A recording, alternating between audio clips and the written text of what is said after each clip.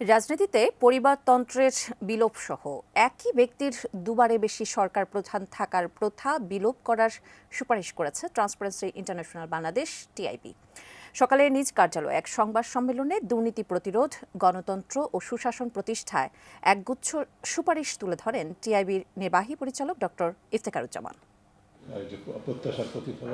নতুন বাংলাদেশে দুর্নীতি প্রতিরোধ, গণহত্যা এবং সুশাসন প্রতিষ্ঠায় টিআইবির সুপারিশ তুলে ধরতেই এই সংবাদ সম্মেলনের আয়োজন করা হয়, যাতে টিআইবির নির্বাহী পরিচালক ডক্টর ইফতেখারুজ্জামান বলেন, কোটা সংস্কার আন্দোলনের ধারাবাহিকতায় নতুন অন্তর্বর্তীকালীন সরকার গঠন এবং আন্দোলনকারীদের রাষ্ট্র সংস্কারের উদ্যোগের প্রেক্ষাপটেই তাদের এই সুপারিশ।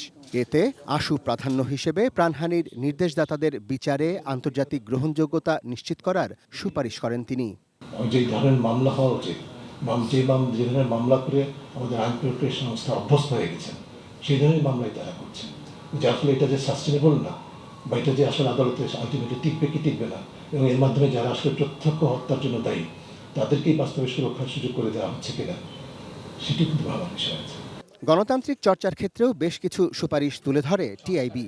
অন্তর্বর্তীকালীন সরকার ও আনুপাতিক প্রতিনিধিত্ব সংসদীয় ব্যবস্থার প্রবর্তন, একই ব্যক্তির সরকার ও দলীয় প্রধান এবং সংসদ নেতা থাকতে পারার সুযোগ বাতিলের মতো বিষয়গুলোও ছিল এই সুপারিশমালায়। 100% কপার কন্ডেন্সারে তৈরি ভিশন ফ্রিজ, তাই গুণে মানে অটুট থাকে বছরের পর বছর। একই ব্যক্তি একই সাথে সরকার প্রধান হবেন, আবার দলীয় প্রধানও থাকবেন, বা সংসদ নেতাও হবেন, এটি সুস্থ গণতান্ত্রিক চর্চার আওতাভুক্ত নয়। একজন ব্যক্তি 2 মেয়াদের বেশি প্রধানমন্ত্রী হিসাবে দায়িত্ব পালন করতে পারবেন না। সংসদে বিরোধী দল থেকে ডেপুটি স্পিকার নির্বাচন করতে হবে। আইন প্রণয়ন সহ সকল ক্ষেত্রে সংসদ সদস্যদের নিজ দলের সমালোচনা ও দলের বিপক্ষে ভোট দেওয়ার সুযোগ সৃষ্টি করতে হবে।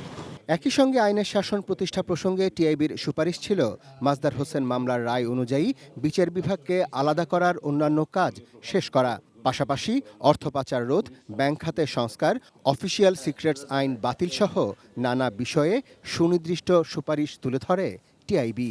দুদক, সিআইডি, পুলিশের সিআইডি, জাতীয় রাজস্ব বোর্ড, অ্যাটর্নি জেনারেল অফিস, ডিএফআইও, এই ধরনের সংস্থাগুলো সমন্বিতভাবে কাজ করবে এবং তার মাধ্যমে শুধুমাত্র পাচারকৃত অর্থ শুধু চিহ্নিত করা সম্ভব, তাকে ফেরত আনা সম্ভব। শুধু তাই নয়, যারা এর সাথে জড়িত তাদেরকে দেশে ফেরত আনে, যদি দেশের বাইরে থাকেন বা দেশে থাকবে, বিচারের সম্মুখীন করা সম্ভব আমাদের আইন অনুযায়ী।